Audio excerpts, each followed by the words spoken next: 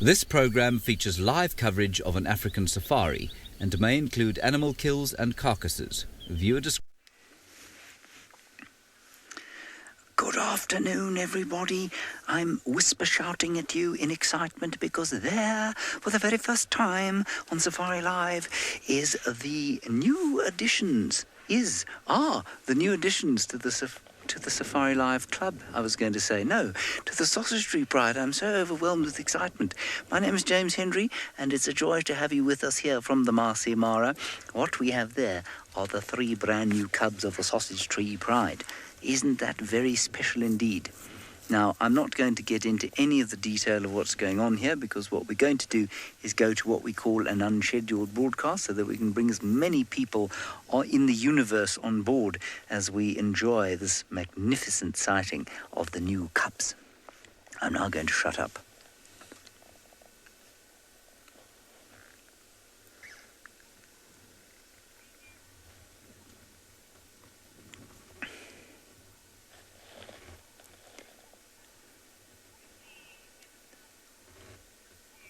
Sorry, well, they're not quite ready for the unscheduled, everybody. Anyway, I'll tell you that you must ask your questions, of course. Send them to the hashtag Safari Live on Twitter. Otherwise, you can use the YouTube chat stream. I'm sure that all of you are as overjoyed as I am to be introduced to these youngsters. They were found early this morning with the other 3 cubs, who we have yet to see. I think they're around here. And we didn't manage to get down here in the morning, but we came down here now. And Peter, our superb Ascari, managed to spot them, and here we are sitting with them. Kimberly, you say so precious. They are beyond precious. As I've always said, I think that they are the cutest things in all the wilderness. And they're totally incongruous, of course, with the terror of their parents. Okay, I'm going to shut up now.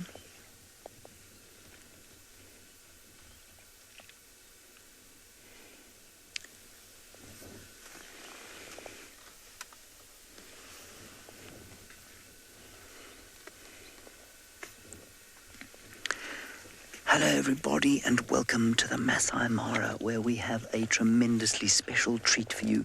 Those are 3 tiny little cubs, probably only 2 to 3 weeks old, and they belong to the Sausage Tree Pride.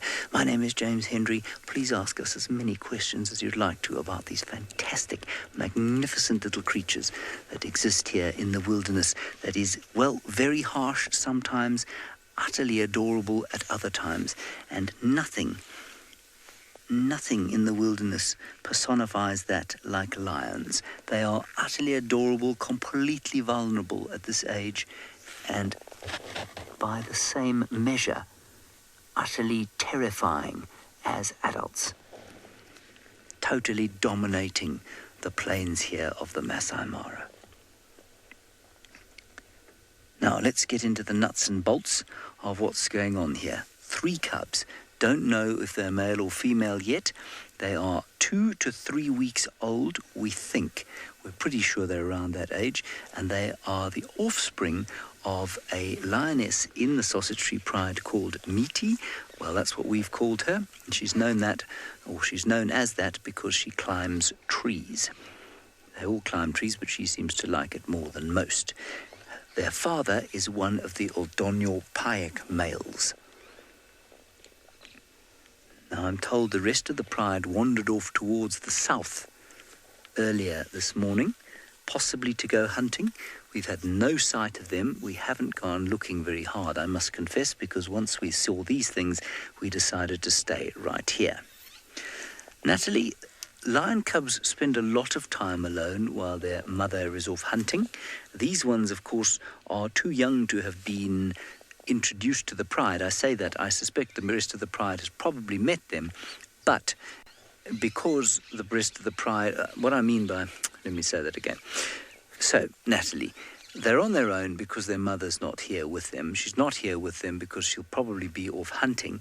Now, normally they're introduced to the pride between 4 and 6 weeks. They are, however, denning in the middle of the Sausage Tree Pride territory, so I'm almost certain that the rest of the pride has met these little cubs, but they won't start moving with the pride until they're at least 6 weeks old. So for now, they're pretty much immobile. They'll lurk there in that grass. They'll go into the little thicket to the right of them if they feel threatened or unsafe. They did that when we arrived, and then they came out slowly in order to investigate us. So Natalie, that's a great question.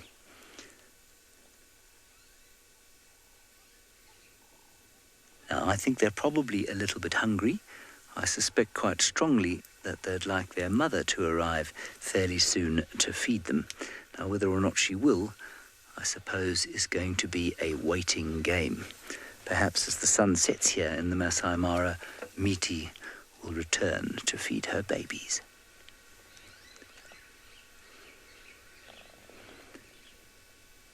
It's the most gorgeous afternoon all around us. It's a perfect temperature. It's probably about, I'm going to say 25 degrees Celsius, 75 degrees Fahrenheit.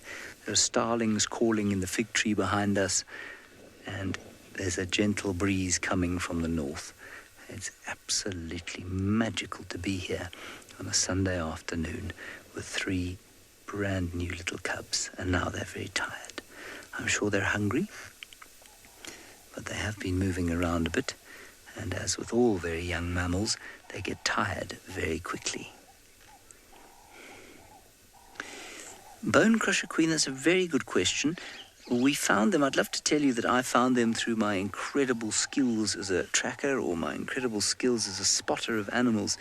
But we did have reports of them in this area because we told somebody that the older cubs were here last night. So they came down here, spotted these little ones with the older cubs. And so then we came down this afternoon, and Peter, our ranger on the back of the car, who has much better eyes than I do, managed to spot them. And it's fantastic just to spend some time with them. I am told that the other 3 cubs are around here. This is where we saw them last night, but we haven't seen them again today. I suspect that they are now old enough and they've seen vehicles often enough for them not to be particularly concerned or curious about the arrival of a vehicle. And so, as with all lions, they sleep a huge amount, and they probably just haven't woken up despite our arrival. So they're probably in the thickets amongst the grass here. Betty, with lions, it's pretty easy to remember the little life stages of their cubs. And you do it like this, 6, 6, 6. Their eyes open at about 6 days.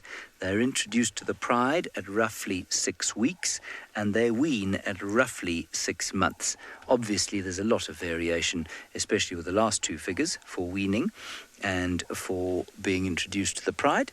But you'll find that they open their eyes round about 6 days old. So these little chaps will not have been using their peepers for very long, just yet. They will, in all likelihood, have been using them for around about 2 weeks.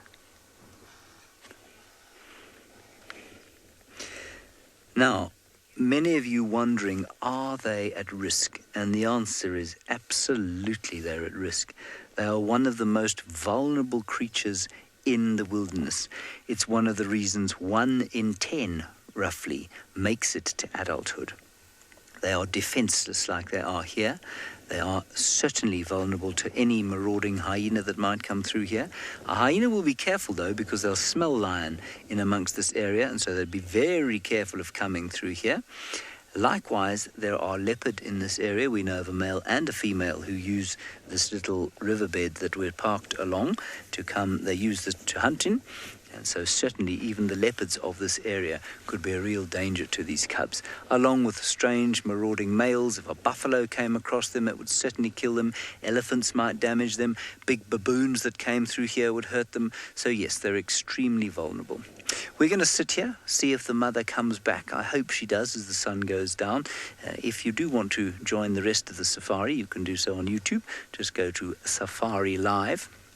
And you can, Safari Live on YouTube, and you can catch the rest of the show. We'll be here in the Maasai Mara. There are another 3 people down at Juma, the private game reserve, and you can join us for that end of the safari as well. So we're just going to let you go as we enjoy this fantastic sighting.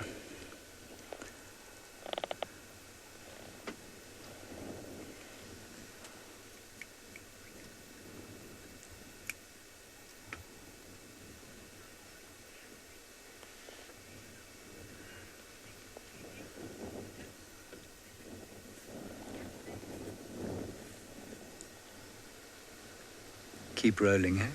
Keep rolling. Right, everybody, we're going to wait and see what happens here. Let's go back across to Jamie Patterson. Well, she's going to introduce herself to you for the first time this afternoon.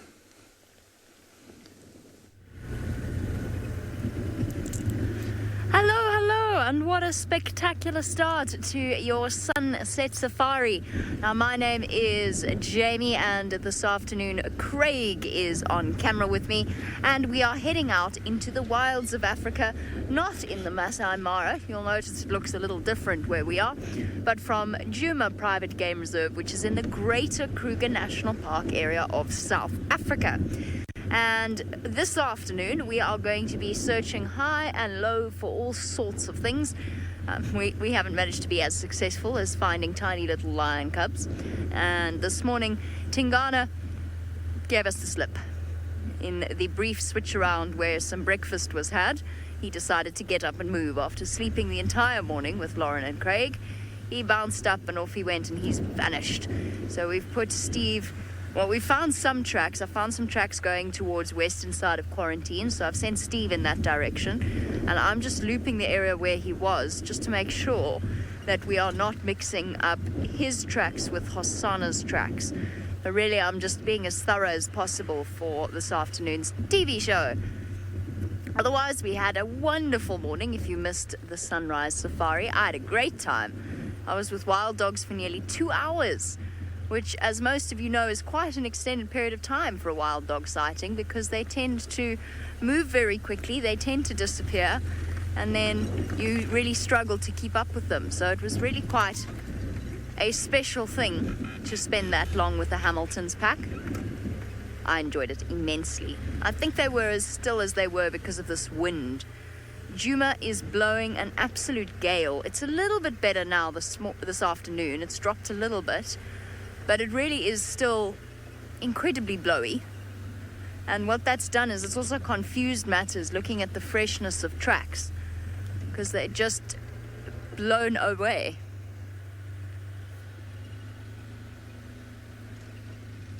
Soccer Dash Hyena Lover wants to know if I think that we will see hyenas on drive today. It is definitely possible. There's something, but it's not a hyena or a leopard. It is definitely possible that we could see hyenas. I saw a hyena this morning. It was very brief. It went running past the wild dogs, but I did see one. So, yes, it is entirely possible. Oh, there goes our pig. That was a warthog. Can you see it there, Craig? Is it still there? I cannot. The glare is so fierce, I actually can't see. I think it... Yeah, there I can actually see it. In the gap of the trees there. Looks like a male warthog. Struggling to see that far. Definitely potential leopard prey. But of course a warthog can also be very, very dangerous for a leopard. Even a fully grown male leopard like Tingana. I haven't seen him on a warthog kill in an extended period of time. We did see him try.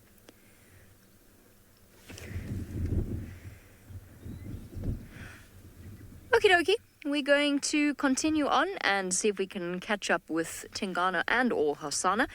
Tristan has found a lovely bird for you. Let's go and see which one it is.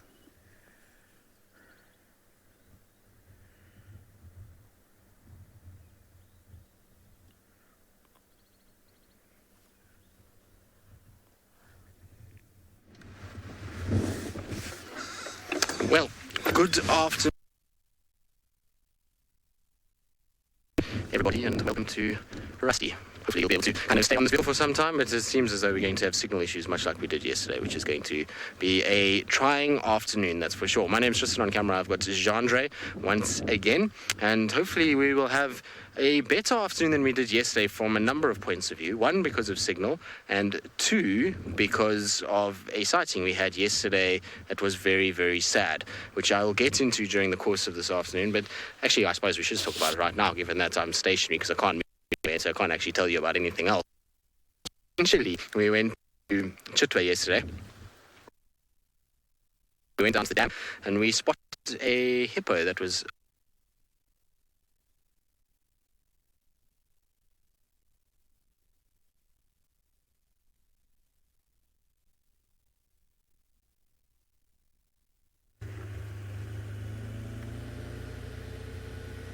I'm sorry about that, everyone. It really actually is a serious story that Tristan has to tell you.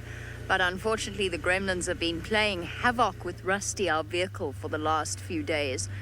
It's a long story, but unfortunately, she doesn't seem to be doing very well this afternoon. Though, while Tristan tries to sort that out, I'm sure once he's up and running, he will share the story of the hippopotamus yesterday. I don't feel that it's my place to finish off his story. Well, first of all, I wasn't there. And secondly, it was a very intense, very emotional sighting, and I feel that he has to share it with you properly. Unfortunately, it wasn't one that he was able to go live with, but to be honest, there was a great deal of intensity to that particular sighting. So I will leave that for him to continue once he manages to battle off the gremlins. Now, we're on Gari Cutline, which means we too could shortly disappear off your screens, but for now we're okay. So Emma, just shout when you need me to stop driving this way. I'm just checking to see. Hosanna last night during the rehearsal managed to lose me in a ditch. He went through the ditch, then he went past the front of our camp, and then he went down towards the dam, but he wasn't picked up on the dam cam, which makes me think that perhaps he crossed a little bit further to the north, or perhaps to the east, and he slunk past somehow. Possibly behind the dam cam itself, actually. And none of us picked up on any tracks, but this morning, because I spent the morning with the wild dogs, which is great, I didn't cover any ground at all. So I've got no updates on the Nkuhumas. It looks like they're elsewhere, because I saw some messages going around the various WhatsApp groups, Sands, asking about the composition of the Pride. So I suspect that they are hopefully reunited. Awesome. Cool. So we will look for Tingana while sitting still. I'll just go back on myself. It's fine. It's no problem. No, I won't. I'll carry on, because the good news is that Steve is up and running. Apart from his peculiar game drive comms this afternoon, he seems to be able to hear what Emma's trying to say to him. Good afternoon, everybody. Welcome to Djuma Private Game Reserve. My name is indeed Steve. I'm joined on camera by Sebastian, who had a wonderful birthday yesterday. And well, we are out in the African wilderness seeing what we can find. Please, as I'm sure you've been told, send your questions, hashtag Safari Live, or throw them in on the YouTube chat stream. Let us know what you'd like to see this afternoon. We obviously are trying to find some of our characters. And well, who knows who we're going to find. We're just going to cover the whole property in search of Tingana. I think Jamie's putting some effort in to see if she can find him. He was left around Gallagher Pan this morning. Lauren did try to follow up after breakfast to see if she could get him, but he had moved. Of course, it was a very nice overcast morning. Nice and chilly, actually. So we are now in the center, just trying to see if we can find any tracks. So far, it's been a very quiet afternoon, but nonetheless, it is going to be a wonderful day. This is a very popular area right here for Hosanna. We're going to see if we can find him. That would be really nice. I'm sure we do have a TV show this evening, and he always pops out just in time. But in the meantime, let's go over to Tristan, who's got a feathered friend.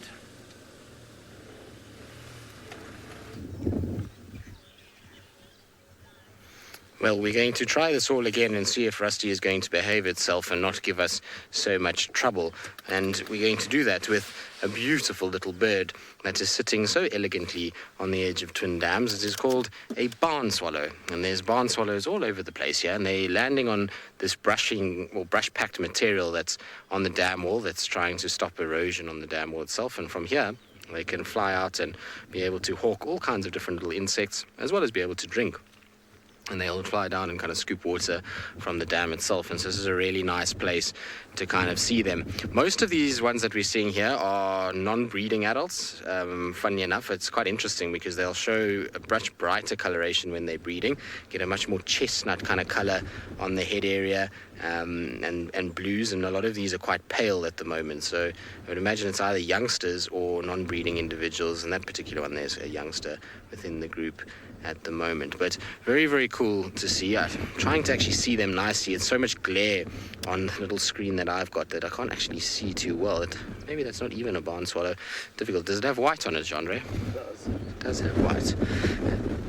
Now, I believe a lot of you are saying these are beautiful. They are very, very pretty little birds, and generally we don't really get clear views of them because of how fast they fly. It's very difficult for us to kind of get them on camera, and they're normally darting around far from us, but because of the sort of proximity of the brush packing to the water, they're actually sitting really close, and so we can get these really nice views. And you can see how they're struggling with the wind this afternoon. It is howling gale that is blowing at the moment, which is making it very difficult if you're a bird trying to balance on a branch like that. So their feathers are designed to kind of catch wind, and so these guys are being blown about all over the place at the moment, which is nice when they are flying, but when they're perched, not so nice.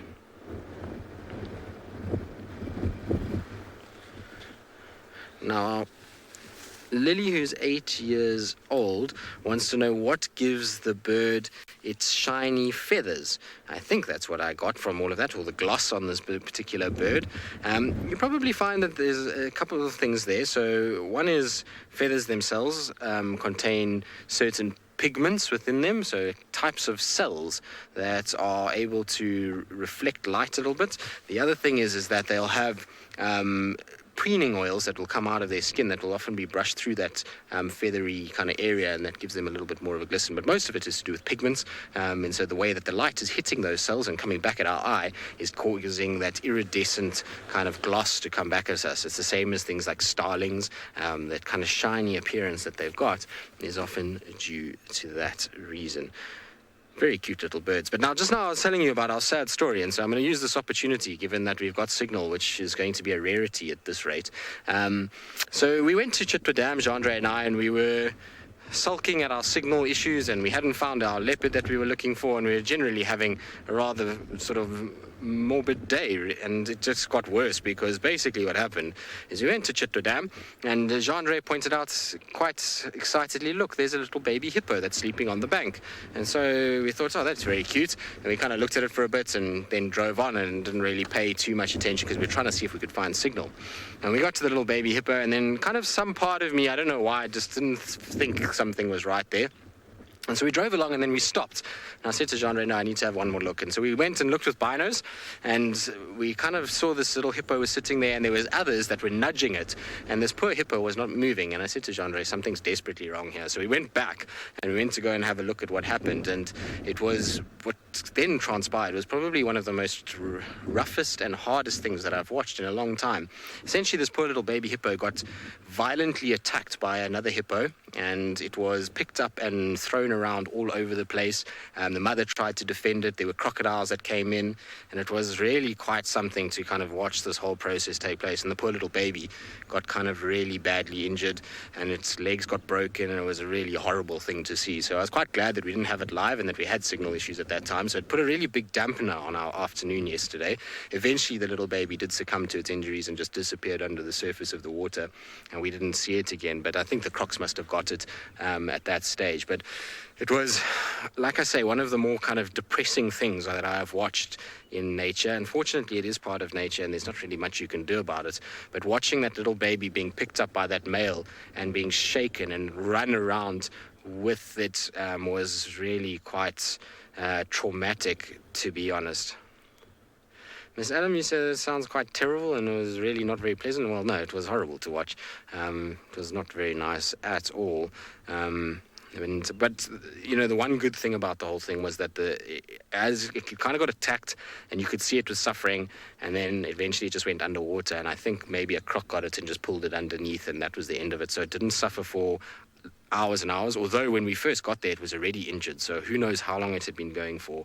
But shame, that poor little baby was trying to fight with all its life to kind of get itself back towards the bank to try and get safety on the land, but it unfortunately just couldn't get itself out with its legs damaged. It kind of got to the edge of the water and was trying to pull itself, but it just couldn't. It was like I say, one of the most heart-wrenching, horrible kind of things that we've watched. So Nikki, you say you're glad that wasn't live. Yes, I'm pretty sure you and many others were glad that it wasn't wasn't live at that point.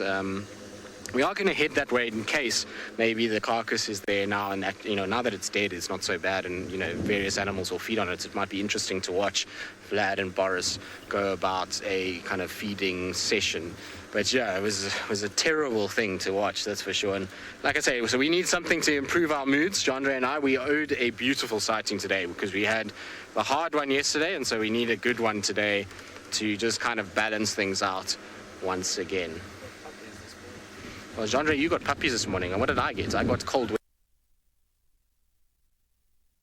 wind here, Jandre. Don't rub it in. So many things. Simple population pressure.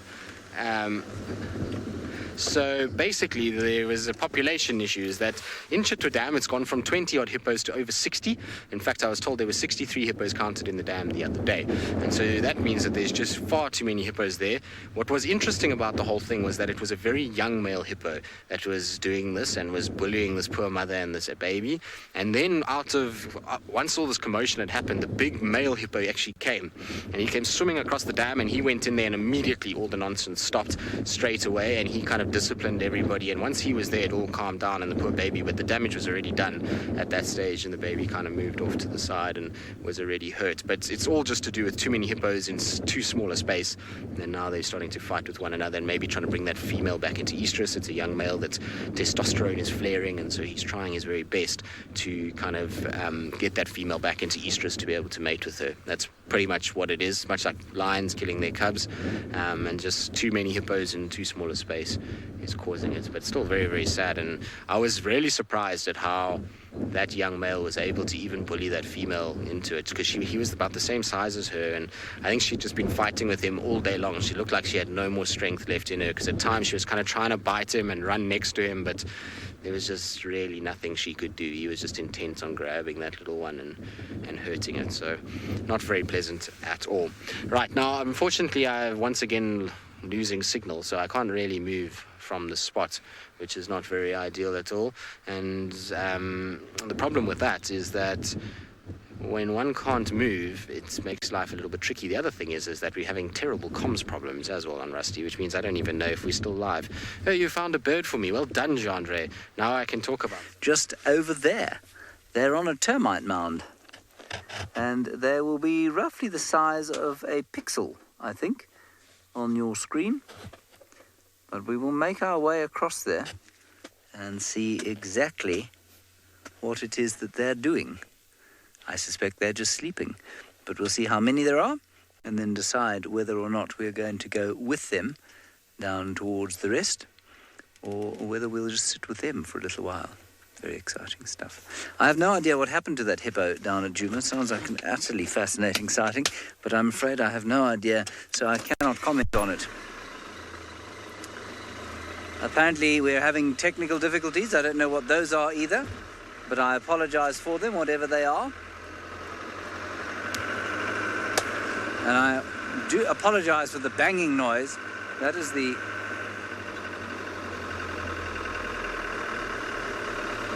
Sorry, I don't know what's going on. What are we talking about, Emma?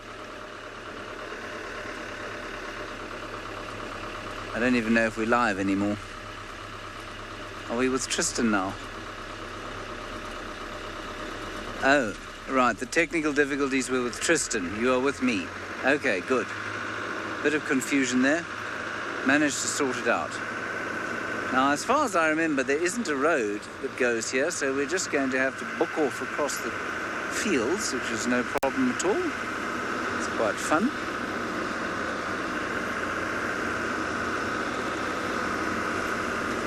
We'll just get past this little borrow pit / drain. Yeah, let's go this way. Kermie, I've got no idea how the new pride will react to the cubs, other than to say, probably like most lions react to new lions, they're normally quite curious. They are normally very affectionate to start with. The mother is normally fairly defensive initially, because obviously she wants them to be safe. The mother will also be quite careful about making sure that the youngsters aren't bullied by the bigger youngsters. I've seen 2 lionesses here, so I don't know if they're all here, but let's go and have a look-see. It is amazing how easy they are to spot when they pick their heads up, because the white on their fur really does reflect the light. Now, the big trick here is going to be to decide whether or not we stay with these guys and see if maybe one of them's the mother and she'll go back down to feed them, or if we go down and sit with the cubs and wait for her to go to them. I don't know what to do. We'll make that assessment once we've seen how many there are here and what they are doing. No, there are at least 2 lionesses there. I can see one just over the other edge of the termite mound.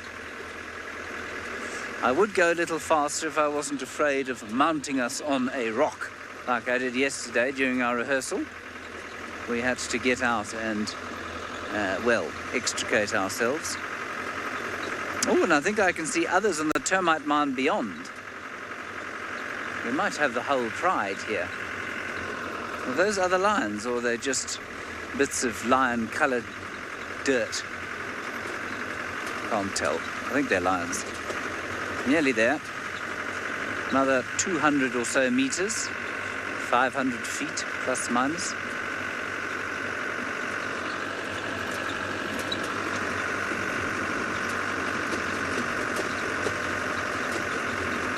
Sorry, Jenny, your question broke up in my ear slightly there. I got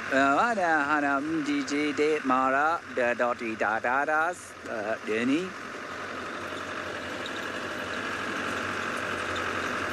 Oh.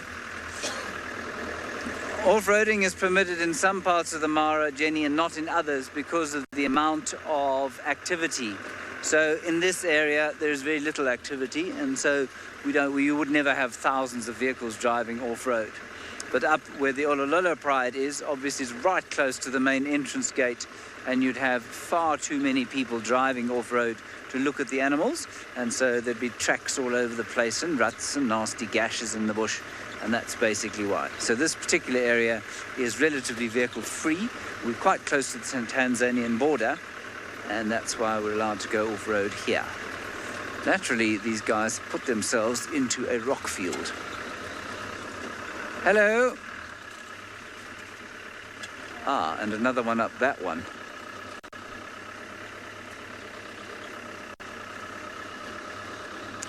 Eco, this is not technically a national park. Technically, this is a conservancy, so it is paid for by donation, business, private enterprise, a little bit of government funding, that sort of thing.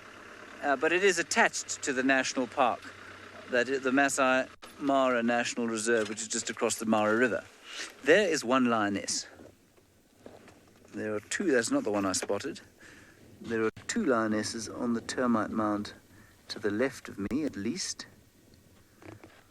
We are going to do a little arc and look around here to see.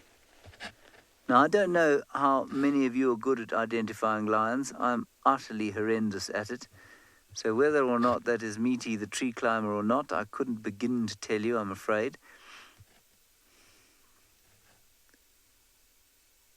Certainly not at this distance anyway. And then let's look at the others, Bungay. That one is not interested in us. So remember, if you have just joined us, the Sausage Tree Pride is 5 lionesses, that's one of them. There are 2 more over there. And now there are 6 cubs.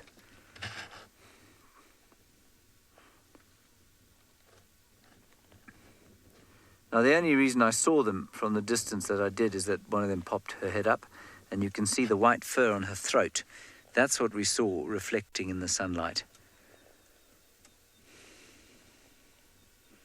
And they're using these termite mounds, obviously, for vantage.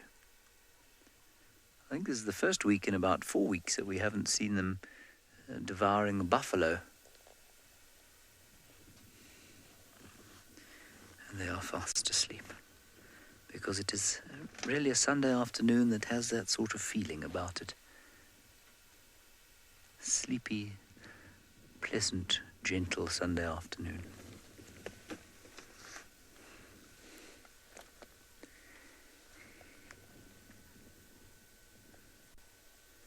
I think the final control is talking to us, Bungay, but I have got no comms. I just see the little arrow going. Oh, I think that was me sitting on my own radio. That's what it was. There we go. Alrighty, let's go across to Jamie. She is searching for leopards. I'm going to look around here and see where the rest are. Radio? Searching for anything, actually, to be honest. That's the unfortunate reality that as a guide, you know that on a windy day, you're going to struggle. And not really in terms of things like necessarily lion sighting. Obviously, this morning we had a leopard sighting and a wild dog sighting. But just generally, oh, sorry, Craig. There's some bad driving there. Just generally, you're going to struggle to find anything, even in the general game area. Just because they are so nervous, everything hides away. There is a reason why a lot of people get, we've often spoken about this, why a lot of people get irritable or anxious or jumpy in the rain, not in the rain, in the wind. Some people really struggle to tolerate it. I'm one of those people. I get very short-tempered in windy conditions. If it blows and blows and blows for days at a time, I find it affects my psyche slightly. And I think that's also part of living out here and being very closely connected to the weather or exposed to the weather. But animals really don't like it. It's just basically that simple. So we've done a whole loop around Gallagher Pan and up all the way down Gallagher Shortcut. And during that time, a fly bit me on the ankle, and I'm very cross. It's very itchy. Cal6 wants to know if there have been any sightings of hukumuri. No. Yes. No. Not on Djuma.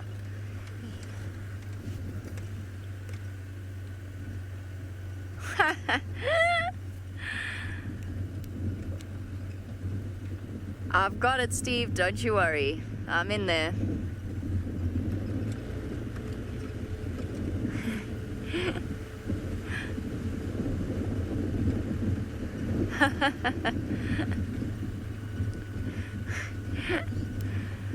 Thanks, Orbs. I'm on my way.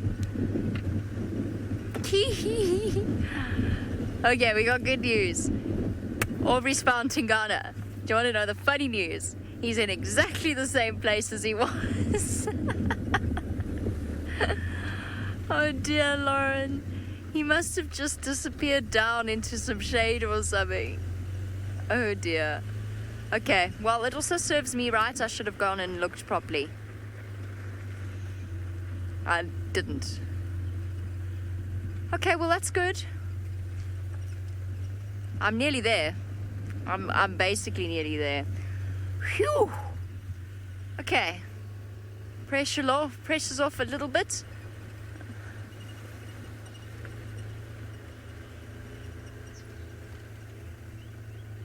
Phew. Okay.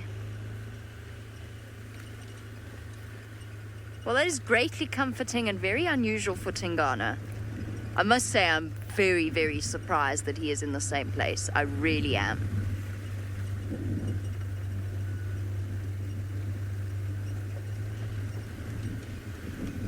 In this sort of weather, Tingana likes to move. But it's fine. He can hold off until 6:30.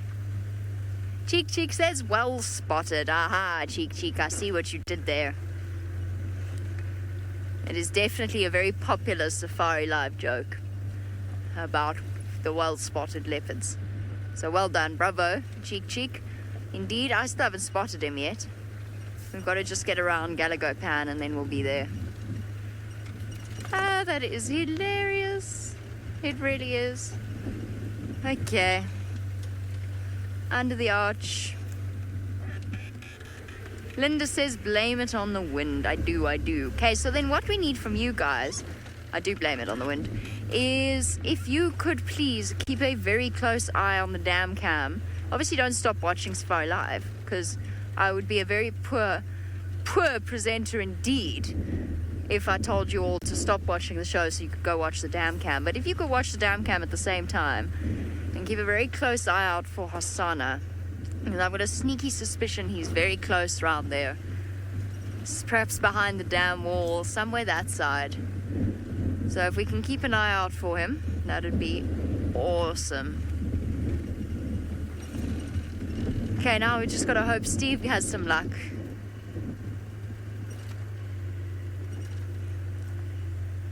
Okay, I'm nearly at our leopard. It might take me some shuffling around to get us a nice view. So while we do that, let us bounce you back across to James and the Mara, who is still with his lions. Let's see what they're up to. No, they haven't moved. We've come around and looked about the place here. Lots of rocks we found. We also found that there are 3 lionesses. That is all. There are no further. And so where are the other 2? I've got this horrible sinking feeling that the mother's gone back to the cubs already and we've managed to miss her. I could be entirely wrong. They could have gone hunting somewhere else and be lying in the long grass. But that's the sort of conundrum I'm constantly faced with. Do I go back to the cubs or do I stay here? What do we do? Bungay said, why don't you ask the viewers? So I suppose I can ask you, can't I? Would you like me to stay here or try the cubs again? I will tell you the cubs have disappeared into the thick grass. And I also need to bear in mind, of course, that we have a television show to deliver later today. And, well, cubs in thick grass versus flat cats might be my choice. It's all very tough, everyone.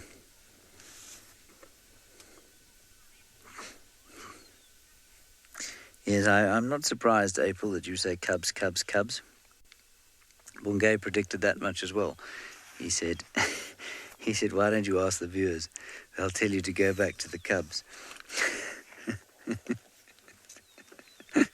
And he was exactly correct. I don't blame you.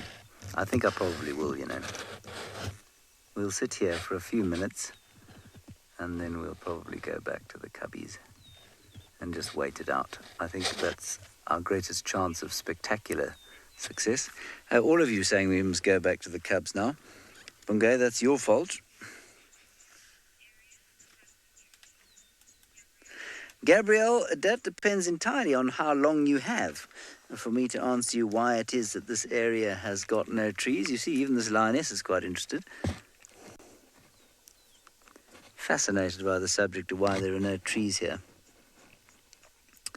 The answer basically is humans and elephants. Humans and elephants are the reason that there are no trees in this area. So the story goes roughly as follows. By the time the turn of the 20th century came, so the end of the 19th century, this place was pretty full of Maasai people and their cattle. It was also full of wildlife, and they kind of lived in what we'd call an uneasy harmony. Lots of people like to think of rural Africans living in harmony with nature. No human being has ever lived in complete harmony with nature because by the very act of existence and eating means that you cannot live in complete harmony with nature, but that is an entirely different discussion. So basically, let's go back to 1898 when we had the Maasai living in the area. They used a lot of wood. They used wood for furnaces to smelt for iron. They used wood to build their homes. and there were also a lot of elephants in this area at the time. Then what happened, and so you probably would find that this area looked very similar to what it looks like now. Then what happened was the Italians, who decided that because all the other European powers had a colony in Africa, that they should have one too, landed in Ethiopia. Probably a mistake, possibly the most organized African state at the time.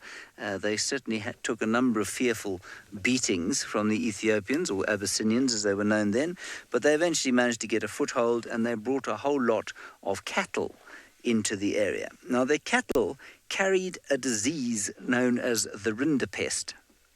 And the African animals, both domestic and wild, had absolutely no immunity to this disease. And so just about every cloven-hoofed animal down the Rift Valley, all the way from Abyssinia down to South Africa and the Kruger Park, died of the rinderpest. There were very, very few wild animals and cattle that survived the rinderpest, brought here courtesy of the Italians who wanted a colony back in 1898. I think it was 1898. Anyway, what that did was result in a total exit of the people from this area. The Maasai lost all their cattle, so they disappeared up out of the place. The loss of the cattle and the thickening of the bush brought back the tsetse fly. Got very thick in this area with tsetse fly, which meant that the cattle and the people didn't come back once the rinderpest had gone, and there were very low game numbers at the time. And then what happened was, probably around about the 1930s or so, the elephants started to come back, and they started to clear out the bush a little bit. And there was also there was a ban somewhere around the mid 20th century on hunting in the area, and so the elephants were left alone to deal with the space, and that's what they did. And the elephants started to clear away the thickening bush. The tsetse fly disappeared from areas like this. It does still occur in the woodlands of the Serengeti, down in parts of the Serengeti, but in this particular area it disappeared. And that all allowed for the for the repopulating, for the growth in animal numbers, in wildlife animal numbers. And as the area was just sort of designated national park, so the cattle were never allowed back, and it has been maintained pretty much as it was since about 1970 or so. They reckon that the wildebeest and zebra numbers reached their current numbers, so they haven't changed a huge amount since the 70s. So the whole point of that story is that this is, yes, it's a wilderness, but it is very heavily influenced by man, and also by that other supreme ecosystem architect, the elephant. And also, the interesting thing about that story is that people tend to think of this great migration as being millennia old. The current one isn't. It's only about 50 years old, 40 or 50 years old, which is quite interesting in its current form. That animals migrated these plains in the dim mists of prehistory is almost certain, but the current migration in its current form is probably only 40 or 50 years old. Isn't that quite interesting? I think so. There are the lions. They're still there.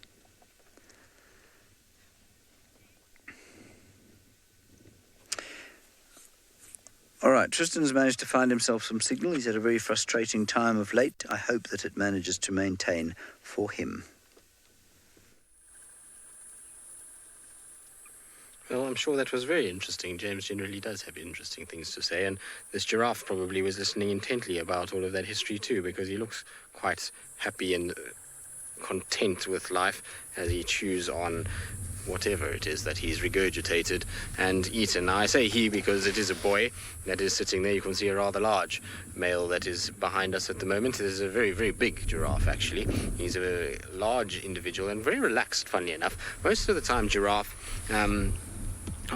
can be quite sort of shy with you. They'll typically, particularly here in the Sabi Sands, not so much in the Mara, but here in the sands, they often just kind of see you and then they move away. But this fella is really quite happy with us being here and looks completely unperturbed by anything at the moment as he chomps down, like I say, his regurgitated balls of leaves that he's eaten during the course probably of the morning, and is just slowly ruminating and having a bit of a rest. Remember that giraffe, when they do rest, this is how they do it, is they'll rest standing up a lot of the time. and their sort of sleep pattern is only probably about 20 minutes a day, and so they don't really sleep that much, but this is a time when they ruminate and their kind of resting pattern starts, and so that's all he's doing at the moment and keeping a very watchful eye on us. Now, the reason we found this guy actually is because we went past Gwen's old hyena den, and not because we were looking for hyenas, but we heard of Franklin go absolutely crazy there, and so we thought maybe, just maybe, there might be a leopard somewhere in the area, and so we came and had a little bit of a look, but alas, we haven't found anything, and so we're just on that little two-track at the moment and kind of bumped into this fella over here, and you can see how he sticks up out of the bush with that long neck. Really is a very kind of elegant looking creature, is a giraffe. Notice one thing though when we're talking about their neck. I thought this would be the case. Giraffe Girl and Billy, age 6, are happy to see Giraffe. Yes, I know that both of you really enjoy giraffe, so I'm glad that we've managed to find one on Djuma. Of course, there's a different species to the one in the Mara. This is a southern giraffe as opposed to the Maasai giraffe that you see that side, and you really do get to see a lot of giraffe in Kenya as opposed to here. It's completely different. You can't actually go a drive without seeing a giraffe in Kenya, whereas here we know that you can often do days and days and days without seeing one of these fellas. Now, I was saying his neck, you can see there's actually, when we're talking about his neck, it is long, but there's also a bit of damage to it at the moment, so it's got a little wound on it, and I'm just trying to see if it is a mange-related wound, or if it is something to do with maybe it looks very much like potentially a bit of mange that it's got on its neck. Often you'll find with giraffe, they get all kinds of different things, viruses on their necks. They can suffer from warts all over them. They can get these kind of bare abrasive patches like this. So it could be that. It could be an old wound that was opened up by something that is just healed up. It's very, very difficult to kind of say at this stage, but it looks very much like maybe a little bit of mange that developed there that he's rubbed raw. Now, Louise and Nikki, you were wondering about what that is. So it's quite common to see in giraffe, particularly big males. You often see all kinds of war wounds on their necks and all kinds of bits of sort of parasitic growths and things. It's quite common to see. Anyway, we're going to carry on. We're going to try and see if maybe we can find whatever was causing this Franklin to be very upset with its life. It certainly wasn't this giraffe, but Steve has got another one of Africa's iconic big animals.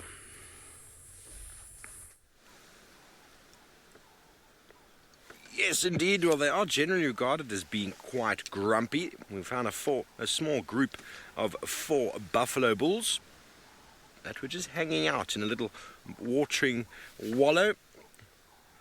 We first had a look at a knobbed-billed duck, which was quite interesting, and then we heard oxpeckers. And so followed the oxpeckers, and there we have got 4 very grumpy-looking boys who are in very, very good condition. They're a bit jumpy though, because the wind is blowing. And well, we all know what happens to these animals in the wind. They get a little bit skittish. As obviously, they're always concerned about lions trying to track them down. Isn't he a magnificent specimen? Enormous boss on the top of his head. Hello, Purple, you think he's grumpy? Well, that's just what they look like. I think they're just very badly understood. Poor buffalo bulls. Basically, all they want to do is just carry on with their day, and well, most animals, lions love to chase them, so they just have a hard time really. And when there are big bulls like this, they're isolated from the herd and far less sort of larger numbers, much easier to catch for the lions because they can isolate them, but not an easy thing to pull down a buffalo. Big boys like this, maximum weight is up to about 2,000 pounds, probably closer to 1,600 in some cases. Very big animal for a lion to try and tackle. But you can see they haven't lost too much fur around the face. The bosses are in perfect condition. So I'm going to guess these guys are sort of towards the end of their tenure within a herd. They're not in the prime spots anymore. That first guy we looked at on the left, Seb, his horns are worn down quite a bit. Fiona, that's a great question. I think they chew in the same direction. I've never really paid attention to that. It's all about the movement of the lower jaw against the the molars in the top and the bottom, and I think it's always in the same direction. Let's have a look, shall we? It seems to be the same direction. They're hiding behind this small bush, thinking we can't see them. Busy ruminating, building up their condition. It's been a very long year. And the last rains that we had were in about April, and we did get some green vegetation from that, but in all, these buffalo are quite happy with the rain that has fallen. Now we have got some good green vegetation for them to bulk up on. And that is exactly what they are doing.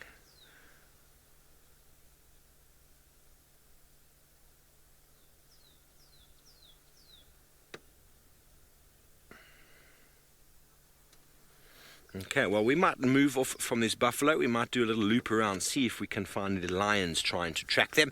But in the meantime, let's go back over to Jamie with the Duke of Djuma.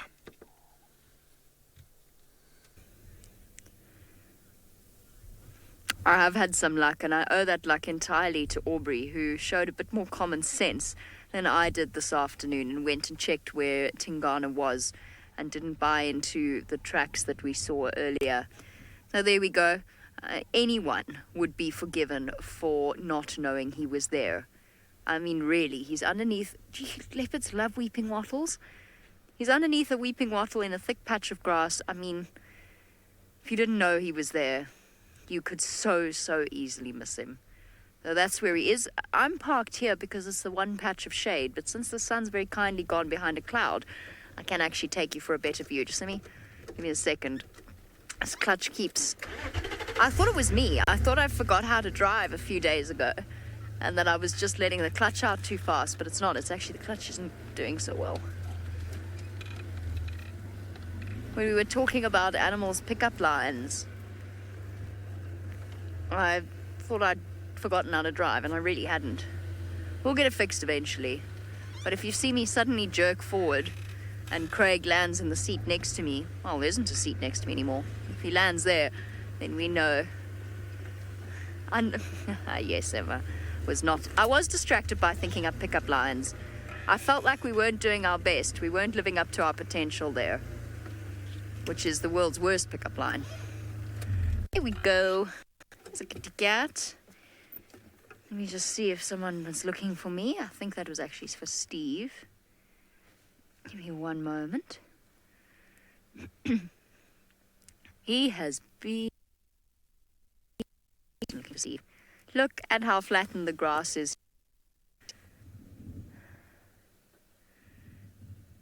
He has been having the best time. Hey, my boy, you found yourself a little cavern of shade and shelter away from the wind. Tingana? That looks incredibly comfortable. It really does. It looks... you know when you read children's books, when you're a kid and you read books about people flopping down in the soft, long grass, and it always sounds so romantic. And then all of a sudden, you actually try it yourself and you find that there's a blade of grass up your nose, in your ear. You're itchy because you're having a skin reaction to it, or maybe it's just me. Grass is never as comfortable as you think it is. Or maybe some in different parts of the world you got some really nice grass. I remember as a kid with nice lawn grass, I suppose. But really, it was never quite as comfortable an experience as you expected it to be. Tingana doesn't seem to have that problem though. He really is quite content where he is. Yes, mister. Big sleepy kitty cat. When are you going to call? I have not heard you call in weeks. I know that he was calling the other morning. Sydney had him. I think it was with Craig, actually. Oh, we're looking for them. Give me 1 second, guys. Standing by, Dave.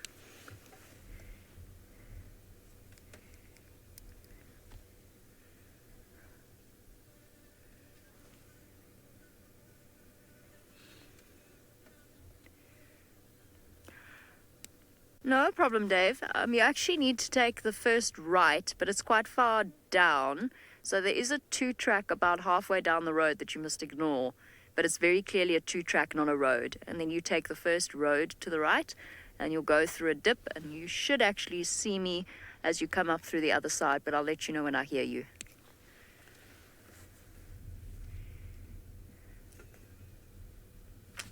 Obviously just giving some directions. It occurred to me as I was saying take the first road to the right that if he did that he might actually end up at the Mvubu Road hyena den, which would not be ideal.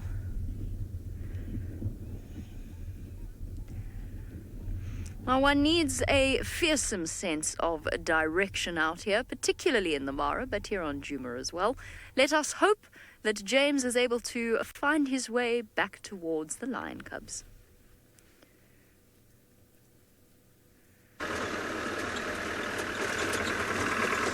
I think I've got good direction at the moment, simply because the sun is obviously to my left, so I know where I'm going.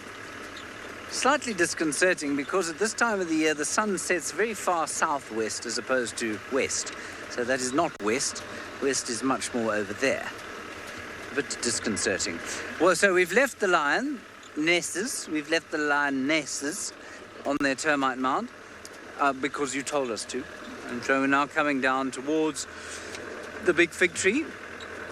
I'm taking a slightly different route back to them from the one that I took to them, simply to see if the other two aren't between here and the fig tree.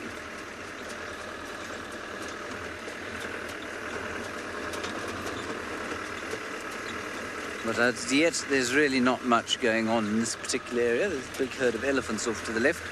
But let's just keep going. We're quite far away and into the sun. Oh, sorry, let's go across to Steve. He's got dogs.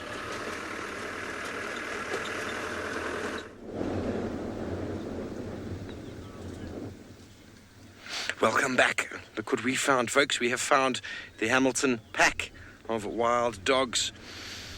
We're all just on the southern side of Gowrie Main right now, not far from where we were moments ago with those buffalo. And they are behaving like dogs do. If you look closely, lots of obviously the younger ones are begging. It's very hard to tell the difference there. They're all very much the same size. But I've never seen this many dogs before in my life. This is so incredible. See, all their ears are flat. Some of them are begging, trying to get some food, it would seem, from the adults. It's possible that they've maybe hunted. I can't see any carcass anywhere nearby. Super, super special to be able to spend time with wild dogs, but unfortunately they're just on the southern side. But they seem to be taking a little bit of a rest now. Who knows how long and how far they've moved. Ah, there we go. The life of a dog. Cool breeze would be very special if they did, but hopefully if they made a kill, they'd do it on our side of the road. That would be much, much better, wouldn't it? You probably hear some people laughing. There's a couple of vehicles in the sighting. Obviously, they're all here to see the wild dogs as well. And I can't get over the smell. They've got such a particular smell. I can't really place it. It's like a sweetness, but like a dirty sweet. And I've smelt it before when I followed them. And now when we were sitting here, there was just this lingering sort of sweaty, sweet smell coming off of them. And it's a very characteristic smell when you've smelt it once. Always recognize it. Do you know what I mean, Seb? Seb has spent a lot of time with dogs. He knows exactly what I mean. And there they are, enjoying a little bit of shade. Hopefully they come north. Wouldn't it be marvelous if we got to see them on the TV show this evening? Get them running through Djuma and hunting. It would be very, very special indeed. They are regarded as crepuscular animals, diurnal animals. Safari lover, there's a sourness to it, but it's a sweetie sour. It's very hard for me to really put my finger on that smell. I wish I could bottle it for you and send it wherever you are so you could smell what I smell. It's like a dirty sweet. That's as good as I can explain it. But they've probably been active during the day. They're probably, a pack of this size needs to hunt regularly. 18 wild dogs. It requires a lot of food. but formidable they are. Any animal that they come across is fair game.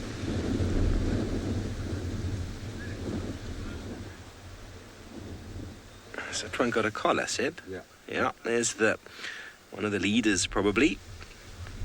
There's lots of research being done in South Africa with regards to cheetah and wild dog, the movements, the distributions, and it's quite incredible how far these animals are capable of moving. Constantly in the search of food, only really resting when they have puppies in a den site somewhere. Other than that, they're just moving through the landscape. Jamie says we should do a scratch and sniff book for safari. That would be a great idea, Jamie. We'd be able to get all of the wonderful smells, leopard urine, I don't know what else right now. Elephant in musk, that should be a good one as well. Waterbuck, definitely waterbuck. Wild dog.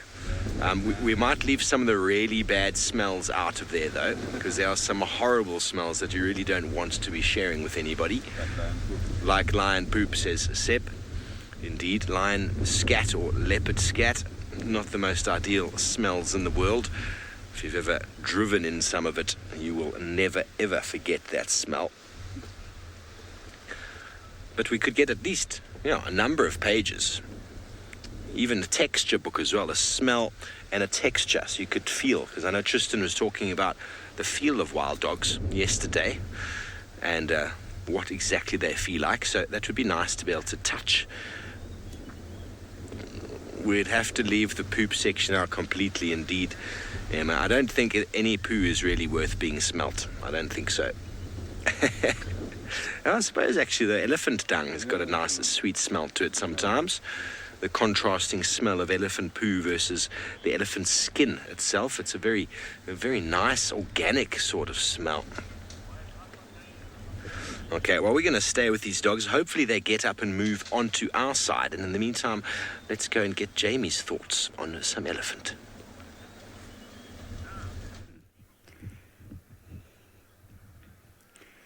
I am smelling absolutely nothing because unfortunately the wind is blowing the scent of the elephants away from me.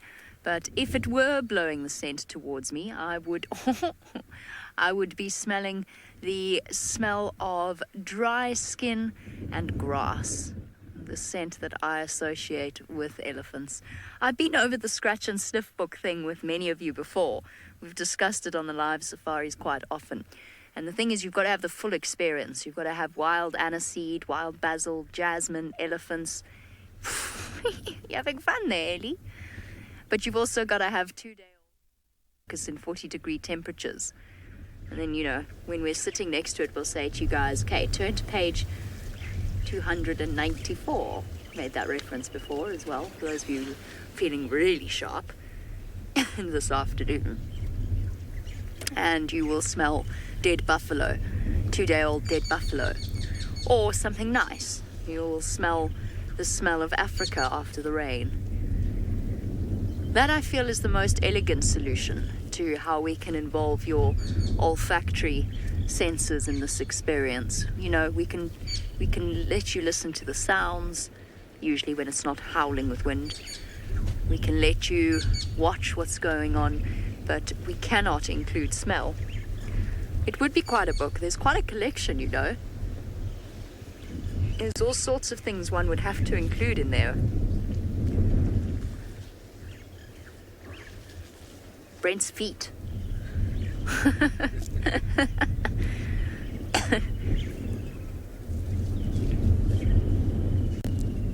What else would we include? Emma says that doesn't seem relevant. Listen, it's part of the safari experience. You got to be all encompassing.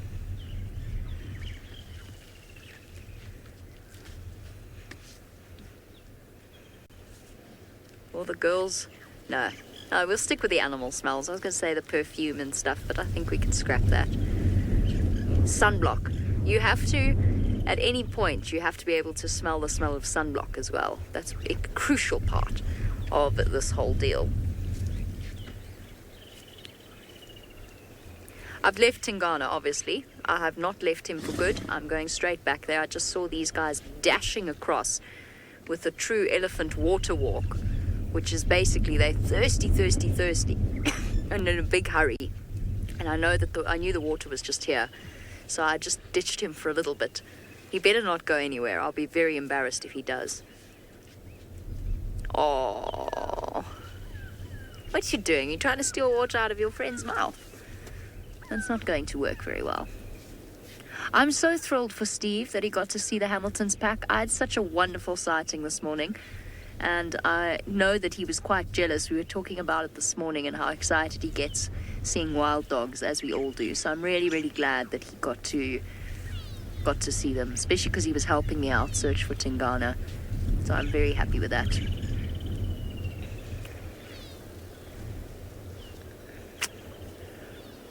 All right, I'm going to head on back to Tingana before he decides to up and off in a different direction. We'll send you back across to James, and perhaps he can tell you what he's smelling in the Maasai Mara.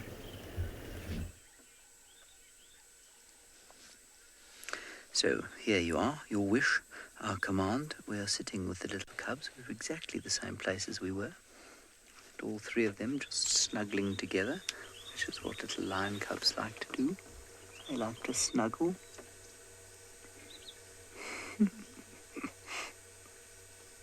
And play. And suckle.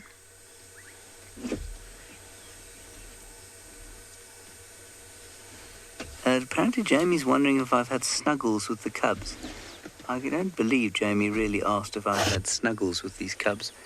No, the answer is no, I haven't. That would be a silly thing to do. Oh, if I could... apparently she was talking about elephant smells, and she wants to know if I can smell anything. Not at this sighting here, no. I cannot smell anything other than the grass around me, which is delightful. I suspect you'll find that lion cubs don't smell it very much at all. And I know I do bang on about this, but I think the fastidious cleanliness that the adults subject them to, or the fastidious bathing that the adults subject them to, means that they don't smell like much except lion. And I think you'll find that that's enough to deter most creatures from an area like this. They'll come in here, smell lion, and just avoid it. They won't smell lion cub.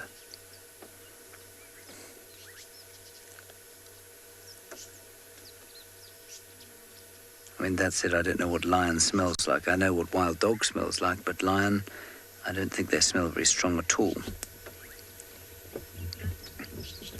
Alan, the only thing these things eat at the moment is mother's milk, I'm afraid.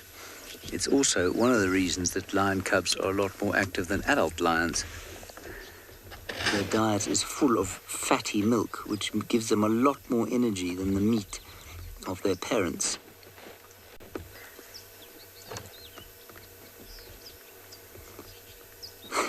This is just really very special. My last wish for this Sunday is that they continue to perform like this as we go into our TV show. Because if they just disappear into the bush and lie down, I shall be deeply disappointed with them.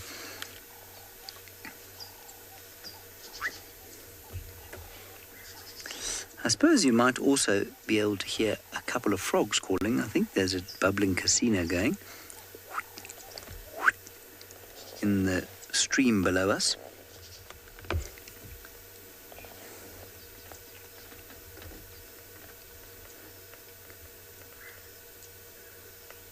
I must say it's one of the great disadvantages of driving cars around the bush as opposed to walking, and that is the ability to smell and hear. Obviously we're sitting now and so we can hear everything, but the odour of a vehicle like this is fairly overpowering. So unless you're in some pretty aromatic vegetation, you can basically smell Land Rover 90% of the time.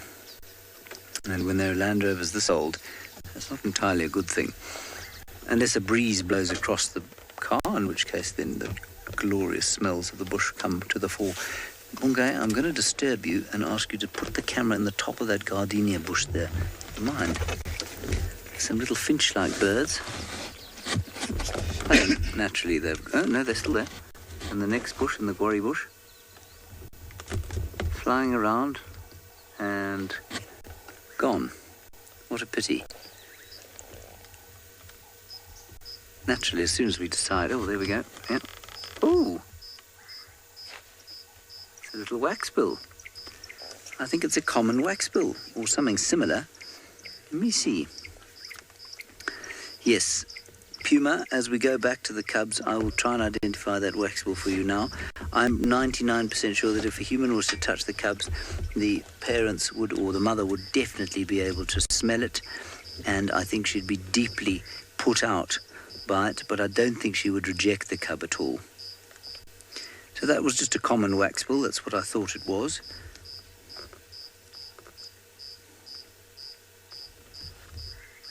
Pretty sure it was. I say pretty sure because they can look fairly similar, but I'm pretty sure we had a common waxbill there. The only thing it might have been confused with is a crimson-rumped waxbill, which we don't get in South Africa. The common waxbill we do. We also get lions in South Africa, of course. Not at the moment, but we do get them there. This is the most adorable stage of lion life. I'm sure if you have a small child, the thought of handing one of those things to them as they go to sleep must be extremely appealing.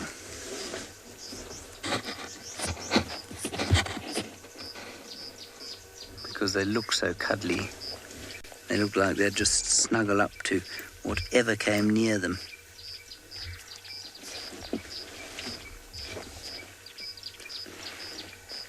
And they will grow so fast. And they lose this teddy bear look in about 3 weeks. And I know many of you now are oohing and ahhing and say this is a total cuteness overload. It is absolutely. Now, you can sex them at this age. If they were to turn around and lift their little tails, you'd be able to do it. So we could be able to tell whether they are male or female. Bunga's just got a small bout of tuberculosis he's trying to get rid of.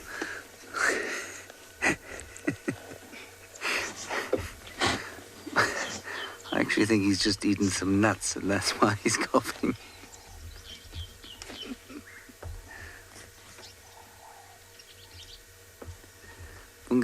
If we were sitting at a concert of Mozart's 23rd Piano Concerto, it would be you that coughed halfway through the quiet section.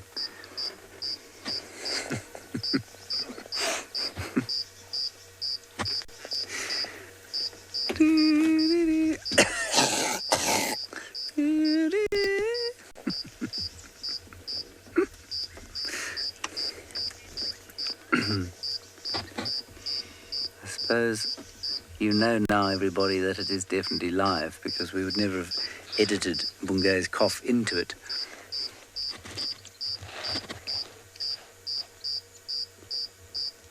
Lions are still fascinated by our presence, which is fantastic.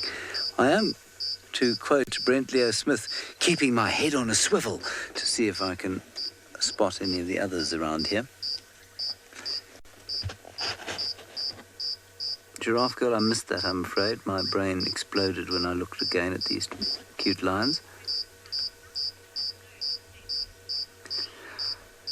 Well, Pat, this is, sorry, not Cat Pat, it's just Pat, isn't it? Pat, I don't know entirely how they know, but they do know, obviously. As they get older, sorry, I've just realised I've moved my hat, which is going to sound terrible. I've left it alone now. So it is Cat, not Pat. Cat, I don't know how they know to stay. They do know to stay, though. And as they get older, they will move around a little bit more. And their mothers, you'll find, will have to go and look for them slightly. So they'll just slowly start to explore more and more as they get a bit older. But we watched last week with the older cubs when the mothers smelt something that they thought they wanted to investigate. And they did something, and it was totally impossible to see what it was that they did. But the 3 cubs turned round, walked in the opposite direction, and went flat in the grass. And the 3 lionesses carried on. They went to investigate around a termite mound. Quite possibly they thought there was a warthog there. There wasn't a warthog there. They got onto the termite mound. I think one of them made one little contact call and the cubs came back to them. So how they told the little ones to go away while they hunted, I don't know. It certainly wasn't something that I was able to pick up.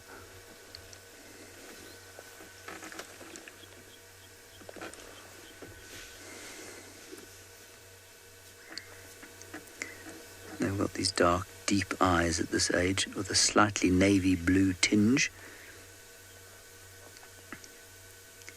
Yes, Giraffe Girl, you'd say they're little sausages. Well, they are, aren't they? They're little chipolatas at this age.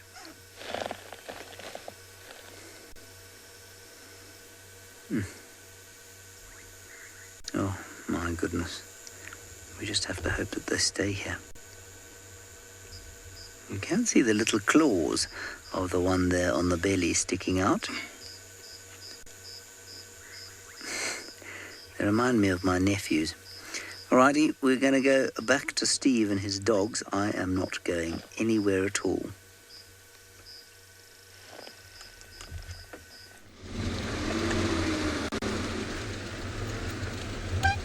Well, thanks, James. Unfortunately, our dogs have just gone a little bit too far from the road, and all we can see is bushes.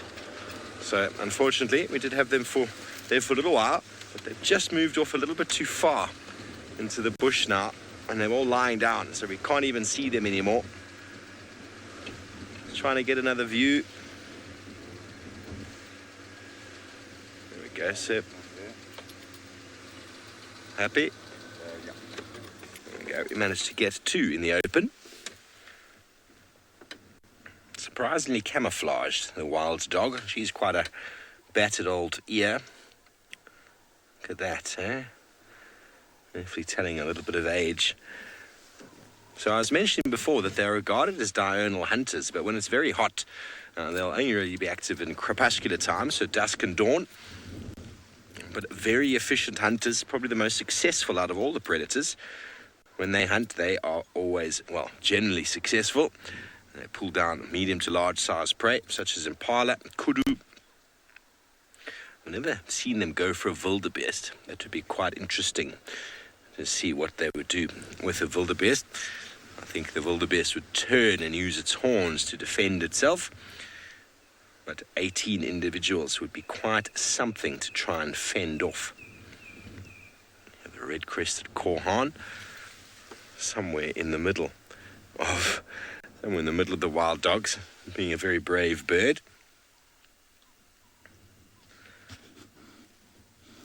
So we spent a lot of time last year with the Investec breakaway, and these are apparently the Hamilton clan pack.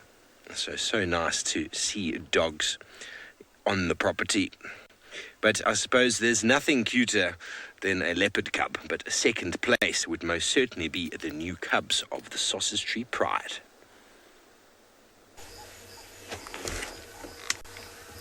No, especially when they're playing. Nothing cuter than cubs. Look at the little claws that have come out there. They will be sharp as needles. They don't come out when scratching brother or sister's face. Oh my goodness, this is just too wonderful.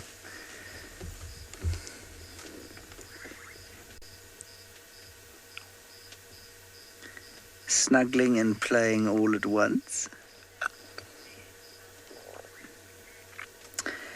Andy, I don't think Mum would be concerned with us around the cubs if she arrived here. I think that she is familiar enough with vehicles to not see us as a threat at all.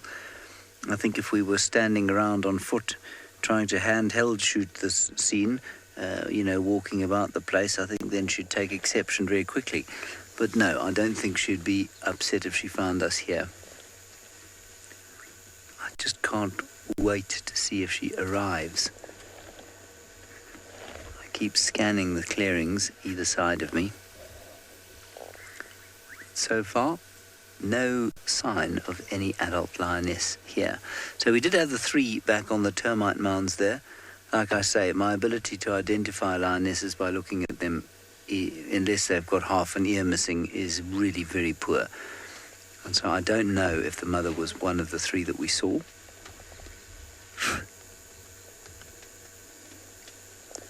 But I don't think so.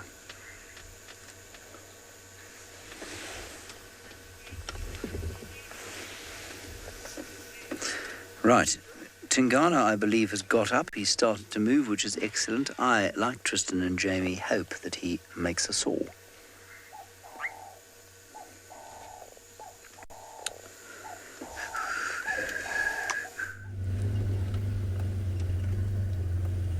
We are in deep poo. Tingana's taking us into this block. I was going to actually show it to you on a map and then I forgot. I'm glad we left those ellies when we did, because he got up and moved straight away as we got back to him. So he's taking us into the drainages where I have to warn Emma, signal gets a little bit shaky. Oh no, he's going across. There ain't no way across here, guys. To the best of my knowledge, this is where we lost him with Tristan a while ago, where I tried to get there. So just to warn you, he's seen something. Hello, my boy. He's listening to something. I cannot get through this dip. I can only hope that he turns and goes back towards whatever he's listening to off to the left there. I said east, Tingana. East. Not north. We're going to have a chat about this. He's very hungry. He's all skin flap and nothing else. I mean, he looks good. He looks healthy. He's nice and muscular. But he's really, really hungry. Oh, man, this is going to be incredibly difficult. Oh, the good kitty cat. It's really not going to help us, though, is it? Because you're just going to lie there for 2 seconds and then you're going to go down. Aren't you? I'm scared to start the car to even get us a better view, because often what happens is with the movement of vehicles, it's not that the animal's disturbed or frightened in any way. It's just, obviously they listen to the noise. So then they listen and they think, oh, well, I'm awake now anyway. I might as well move. So often what happens is if someone drives past an animal or something, or moves out of a sighting, the animal gets up and moves, not away from the vehicle, just because the noise has created movement. There is something in this drainage. Look, Tingana, if you're going to kill something, it's got to be this side, eh? I don't have signal on the other side. Mrs. Anno says that mating burns calories. He didn't really do much proper mating, though, did he? I mean, he was with Tundi for that brief moment where they encountered each other. Then it looks like from the tracks, Tristan was saying that they mated again that night. Presumably a few times, but after that he was separated from her and he moved off. I don't know why.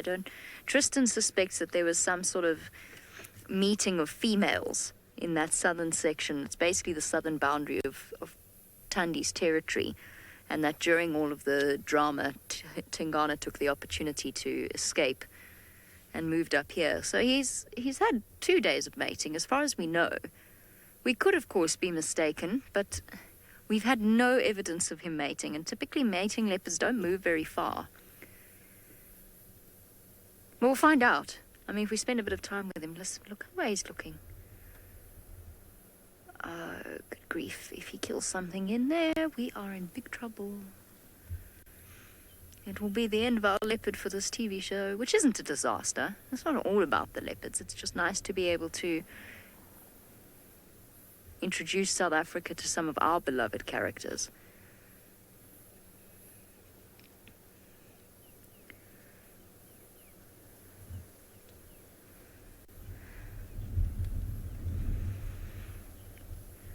Eric in Montreal, he wants to know if that is a tick on his left ear. Yes, it is. At the base there, you can just see it. Oh, his ears are so tatty. Getting old, boy. Yes, that is a tick at the join between his ear and his cheek. A big, very engorged tick, as it happens. He's listening intently. Tristan actually told me that he saw that Tingana had 2 ticks the other day in a very inappropriate place. I can't see them anymore. So fortunately it seems as though he's managed to remove them. And he said he had one on each testicle. It must have been very uncomfortable. He looks fine though. All right, everybody, cross your fingers, hold your thumbs, cross your toes if you have to. Wish us luck and that he doesn't go north. Meantime, off we go back across to Steve, who I'm sure is thinking much the same thing. Thanks, Jamie. Tingana, hopefully he will stick around for this evening. We just had a lovely visual of a grey hornbill that caught a caterpillar and was wiping it against the branch for a very long time, and then, well, he finally swallowed it and disappeared. Just trying to see if I can see him again. Nope. He's vanished. It was really nice. They really do enjoy their caterpillars. This time of year, most of the hornbills the females are hidden away in cavities in the trees, where the male is now providing all of the food in the form of insects for them. Good afternoon. Hi, Oops. Good afternoon. Likewise. Cheers, guys. Sorry, just getting past apparently some super fans are staying at, I think it's Gallagher. They were interested in those buffalo. We've obviously left the wild dog. We couldn't see them anymore. They were just a little bit too far off the road. And we'll go back there right at the end of the show, see if maybe if they get up and come back on. That'd be nice. And in the meantime, we're going to keep checking our watering holes. Here we are at Treehouse. See if there's any tracks of Horsana materializing anywhere. Nothing as of yet. I wonder if those wild dogs know there's such a lovely little watering hole here that they can come and spend some time at. But anyway, while we keep searching, hopefully we'll find the little chief. Let's go back up to the Maasai Mara with James and his adorable little cubs.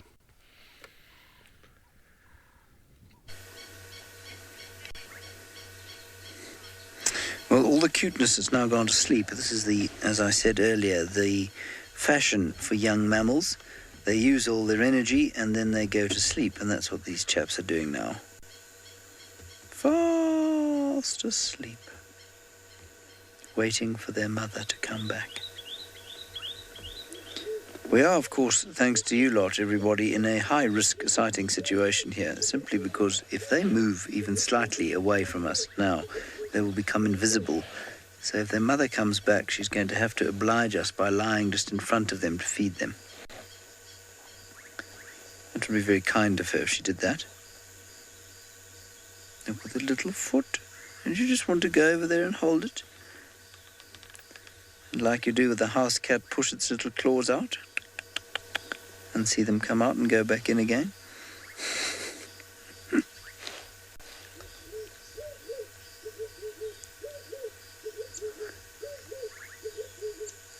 It's so cool.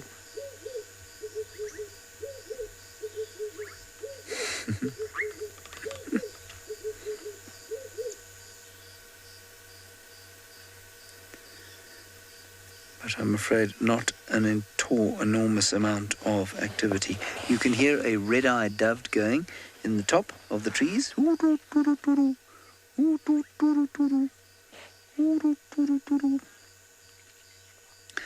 Lily absolutely having a pride helps with cub survival. Without a pride, the cubs would most certainly die.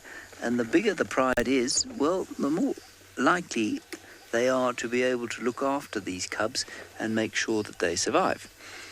Now, we know that this pride, of course, is 5 lionesses, and they are protected or dominated by the 2 Oldonyo males. I haven't seen any other lions in this area, and so I think, as far as other lions go, they're pretty safe, but I've seen baboons coming through here, hyenas, elephants, buffalo, all sorts of creatures that could pose a threat to little lion cubs. And remember, interestingly, lion cubs don't tend to climb like leopard cubs do. I mean, they can, they just tend not to. So they don't often take that option for safety. Gorgeous sunset going on there through the back of the trees. I was just trying to sneak a look around the side of the vehicle to see if anything was coming through the clearings. Not that I can see just yet.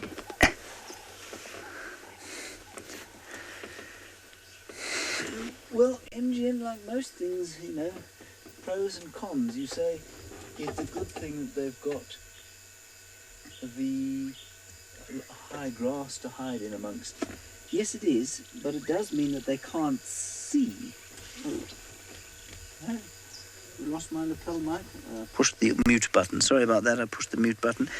MGN, what you'll find is that, yes, certainly it's easier to hide in thick grass, but it's also very difficult to see over thick grass. So if you think of the life of a warthog in this area, I don't think they like this time of year at all. I think they must truly dislike it a lot because, well, they can't see anything. Yes, they can hide, but if you can't see what you're hiding from, it's often a disadvantage. So, yes, maybe for lion cubs it's a good thing, but they cannot see anything that is coming to get them. They are perfectly positioned for us at the moment. It really is wonderful. But they're very tired now.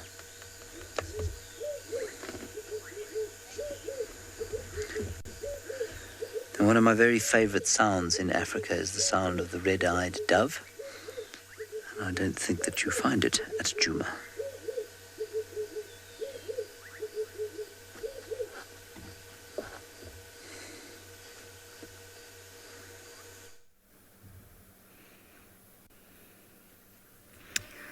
Oh, that's awesome. I'm glad that James is enjoying the sounds of the Mara. I am still with Tingana, still in the same place. So, positive vibes. Perhaps all of your thoughts being with us are helping us out here. He's listening to something that's making its way towards us. So my hope here, and it is really a true shot in the dark, is, yes, that way. Yes, no, look, no, that's wrong. South. Tingana looks south. Galago pans right there. Everything's going to go for a drink. That's the way you want to go. My only hope is that something walks into him here. Really. Plenty of nice trees to hoist into. It's along a river system. It's a very steep river system. Actually, I can show you now. Oh, maybe I can't, because now I don't think I have any signal. If you can bear with a slight blue tinge to my... Oh, there we go. Actually, that sort of works. Don't move. So if I try, how's the glare there, Craig? Are we good? Cool, there we go. Brilliant, perfect. Okay, so those dark green lines over there, these ones here, down here, these are all river systems that are incredibly steep. And as you can see, there's multiple river systems. So there's a split, which is where we were with him. And then there's this little one here. And the is up here from Galago shortcut and down, because you can't get across this way. So you can't, once you lose him through here, that's tickets, really, unless you get very, very lucky. I happen to know the secret 2-track that runs from Galago shortcut to this drainage line. And the reason we know it so well is because remember when Karula had which was it? It was a bushbuck kill. And Hosanna and Shongile were with her. And then the wild dogs came running through, and they killed Nyala, and then Karula went and trotted up and grabbed the remains of it and looked very proud of herself and put it in the tree next to her bushbuck. There. That's the secret way in. But to get there, I have to go all the way around. And there's a reason that we can't, even if we were able to drive down the steep banks of this drainage, the problem is that it's one large Tambuti thicket, which we cannot drive over. Debbie, he has been sawing. Debbie wants to know what the reasons are why he's not sawing or scent marking. He was sawing a couple of days ago with Sydney. Sydney heard him from Chitwa Dam. But what's confusing me is that whenever he comes into this part of his sort of western edge of Djuma, which is of course his boundary with Hukumuri, I haven't heard him. And he's definitely not sawing as often. Now, I don't know why that is. I don't know if tonight perhaps might be the exception and he's going to saw beautifully for us. It could be that he's not feeling up to a fight. It could be that he is thin, he is hungry.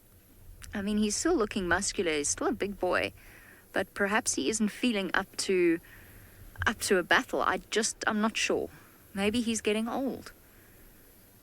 It was around about this point that Mvula started to retire to the north. He still made the odd appearance on Djuma, but that was about 4 years ago now, when Tingana took over from the west. I don't know how much sawing he's doing in Buffelshoek, but he's been largely silent here, and that's worrying me.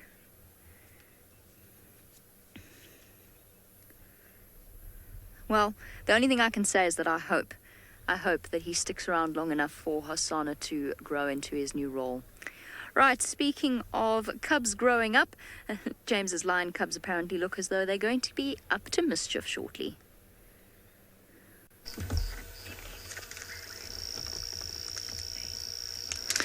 It's an interesting one that Jamie's talking about, being worried that Tingana isn't sawing. I suppose I feel kind of the same. But the problem is, the more you worry about it, what am I trying to say here? It's inevitable. He's going to stop sawing eventually. He's going to not be a territorial male leopard anymore eventually. He's going to get old and he's going to die eventually. We know that. This is inevitable. It's going to happen to all of us. And the more, every time we worry about it, the closer we are to it actually happening, because every day that passes, we are closer to the day that Tingana will go into retirement. That's also inevitable. There is no way around that. And it's interesting worrying about whether or not he's finally sawed his last. It's interesting to worry about something that is completely inevitable. And I am exactly the same. Every time I hear Tristan look at Tingana and say, "Oh, I haven't heard him call for a while," I get a little heart palpitation. It'll make me extremely sad the day that Tingana does retire, but it is entirely inevitable. And isn't it funny how, despite the fact that it is so completely inevitable, we still worry about it? I can't explain it. These three little things are nowhere close to retirement, we hope. But, of course, what isn't so inevitable is the death of youngsters, and certainly it feels a lot worse than the death of aged animals and people. And we've lost one of these already. As I said, there were 4 to start with when they were found, and there are now 3. And that also seems like I suppose it's almost more of a loss because, well, it's almost against the order of nature, except that it isn't. If you're a lion, 9 out of 10 cubs will not make it to adulthood or to independence. Quite an astonishing ratio of success to failure. Yes, absolutely, Colleen. An eagle would certainly try for a cub. Probably an owl more likely in this habitat, but absolutely an eagle will try for these cubs and successfully take one. I mentioned the other day that I'd seen a video of an owl, a spotted eagle owl, taking a white-tailed mongoose. It wasn't a white-tailed mongoose. I watched it again. It was a striped polecat, which is basically the African version of a skunk. And it's substantially smaller than a white-tailed mongoose and probably about the same mass as these little lions. These lions will smell a lot better, though.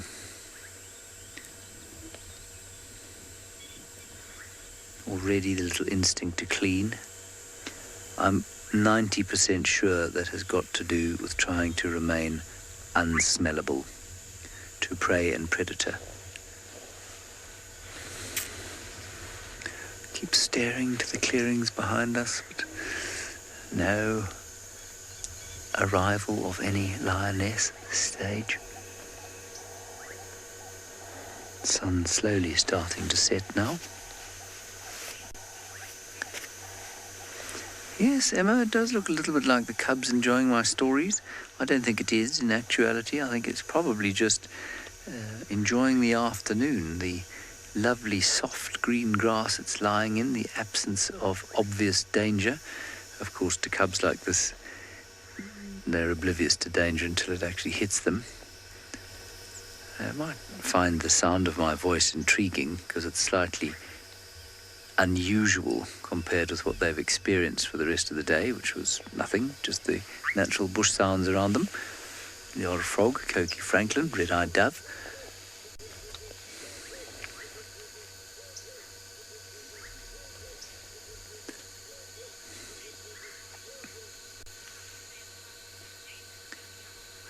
No, Safari Heart, they're not the same cubs as David has been looking at. David has been looking at the other three, the 4-month-old and the 2 5-month-olds who were around here this morning, and I suspect are still around here somewhere. It'd be nice to have them on camera as well. So no, they are not the same. David certainly was suspicious that these things were about to be born or just born as he left. So he's going to be delighted and jealous in equal measure when he returns to find that these little sausages have been born to his pride of lions. He spent a lot of time here in the last 6 to 8 weeks. And it's been a real honour coming to replace him for a little while, I must say. Tremendous to come down and spend time in this utterly magnificent area. No, child of the universe, I'm not going to tell the lions a story of being fierce and scaring human beings, because I don't want them to be scary just yet. They're innocent. We want them to remain innocent and unaware of the violence and trauma that is going to characterize their lives as adult lions. In the same way that I try and not tell my nephews about the violence and trauma that humanity has wrought upon their world, well, so I'm going to try and shield these things from that sort of thing for now. I'll tell them later, though, but maybe in a few months.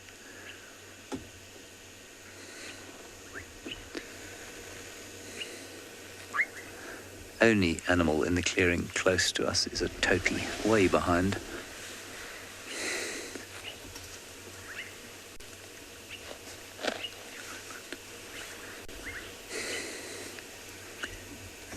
And slowly we're going to have to put on the infrared, I think, fairly soon. Not just yet, but fairly soon.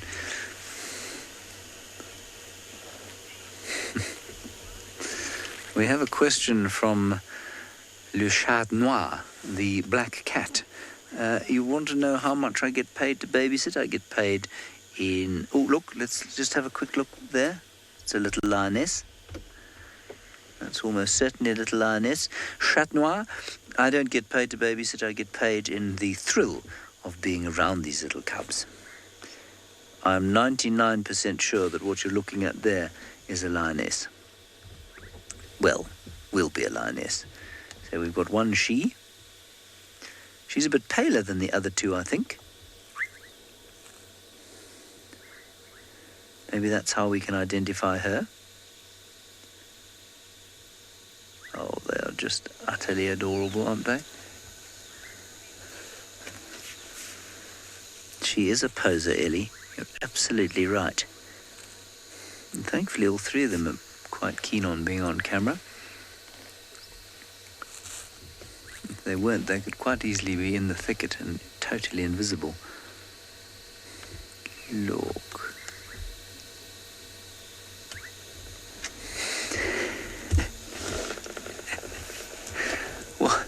What an outstanding pleasure and privilege to be able to sit in an area like this. Yes, I'm at work on a Sunday, but, you know, what better place would you rather be? I mean, I think if most of you were to choose where to holiday on a Sunday, this is probably exactly where you choose to be. And so I've been sitting here for the last 2.5, 3 hours or so, enjoying a magnificent sunset, enjoying the smells and sounds of the Maasai Mara and 3 of its cutest residents. I also think at Djuma, if a lioness was approaching, for example, you'd probably hear it coming because of the woodland and the number of trees in the trees. The number of birds in the trees is what I meant. And they would then indicate the arrival of a lioness by alarm calling. But we don't have quite the same number of trees here, and so the birds are closer to the ground, and they don't tend to make so much noise.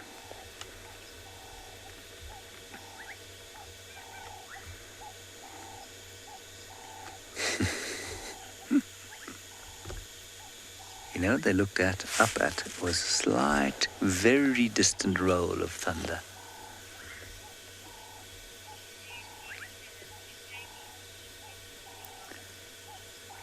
Righty, I believe that the old Duke, worried as we are about him, is still quite hungry.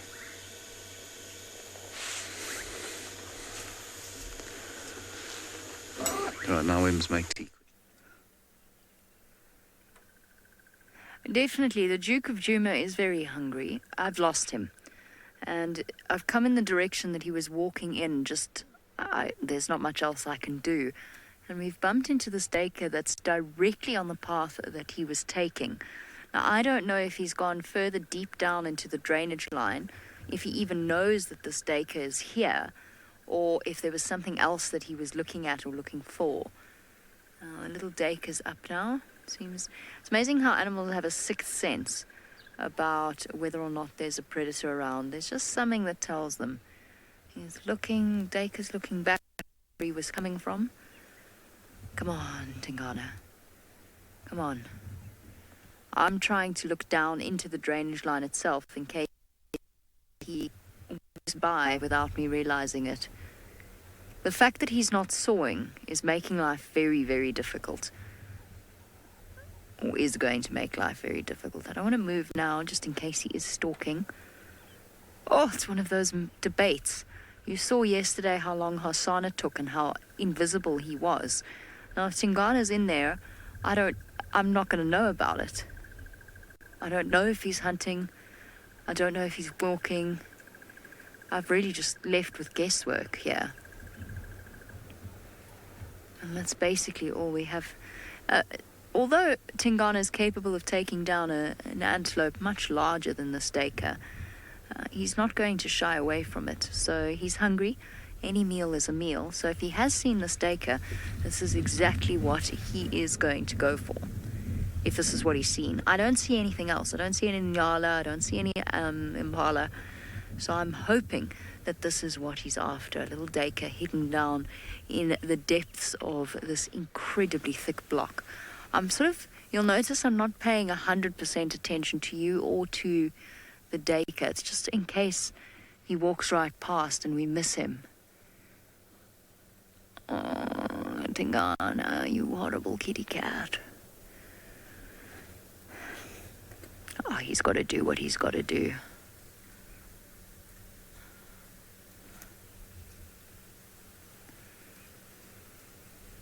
Louis, no, he wouldn't be sawing if he's so close to prey. He definitely won't give it away. We've seen Tingana do some odd things. We've seen him go into what looks like full hunt mode and then all of a sudden go into a territorial saw when the hunt failed. No real clear reason that he wouldn't really be sawing if he was actively hunting.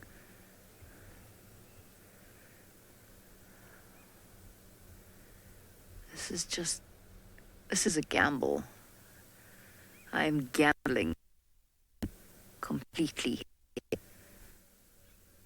don't have really many options. I'm so far into this block now that by the time the TV show ends, I will have found my way out of it. It's a slight exaggeration, but... Oh dear.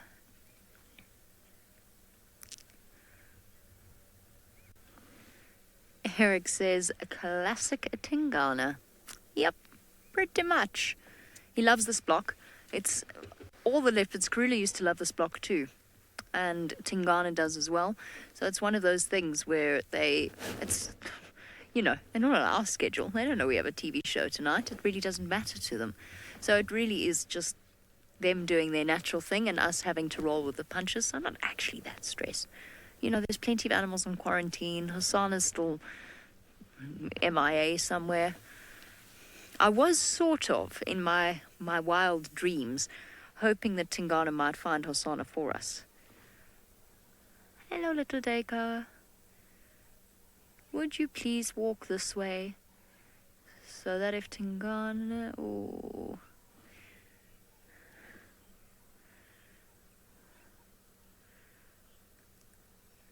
Okay. As this Deka disappears off as well, we better send you across to Steve. I hope he's having some luck on his side.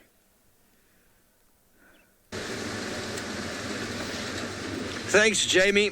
I hope Tingana, well, for the Deka's sake, hopefully he doesn't catch him, but for Tingana's sake, I hope he does. That would be really, really nice for Tingana. Of course, seem to have headed further south from where they were, not coming back onto Djuma. So we have been investigating, trying to find any tracks, and it is very, very hard going.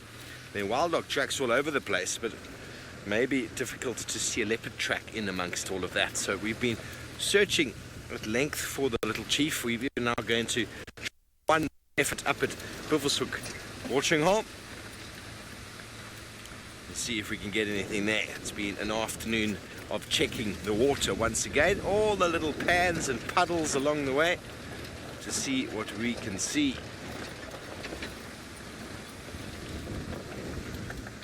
A little bit bumpy on the corner here. Hold on, Seb.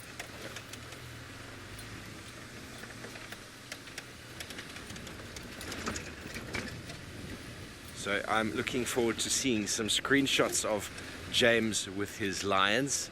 How amazing it is to be able to spend time with brand new cubs. It's a very, very special privilege that we have, and James seems to have been having a very nice time this afternoon. Well, on that note, talking about James, let's go all the way back up to the Maasai Mara to say farewell to him and the Sausage Tree Pride cubs. Right, well, we haven't moved.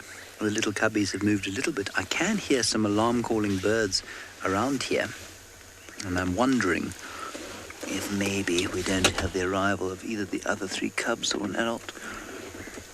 But I don't think that's going to happen before the end of our show, I'm afraid.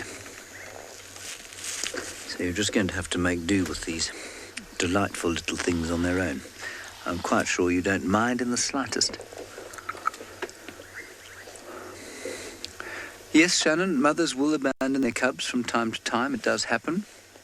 It's normally if there's starvation or a severe threat from marauding males. Remember that if a mother decides to defend her cubs to the death, for example, it doesn't make any evolutionary sense, because if she dies, obviously the cubs die. So it's not like in a human society or even an elephant society where if the mother was to defend her youngsters to the death, they'd almost certainly survive because they'd be adopted by another female. That just wouldn't happen with the lions.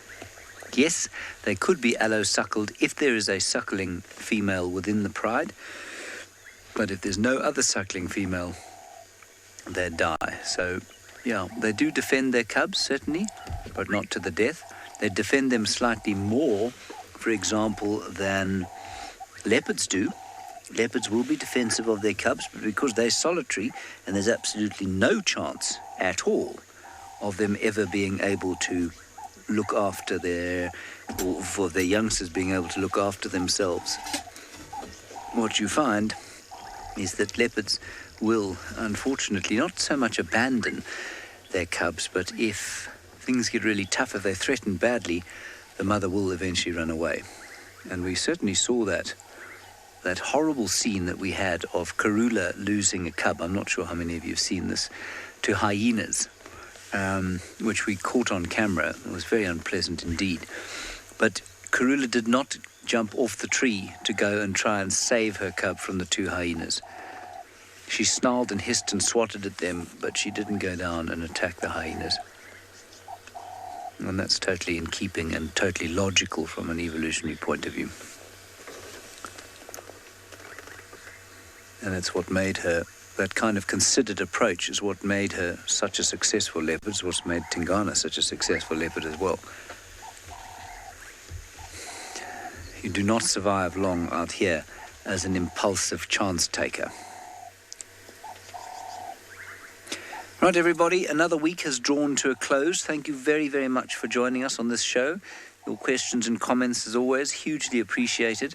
Obviously, we've had a spectacular time with these little cubs, and I hope that we'll be able to bring you a lot more of them over the coming weeks.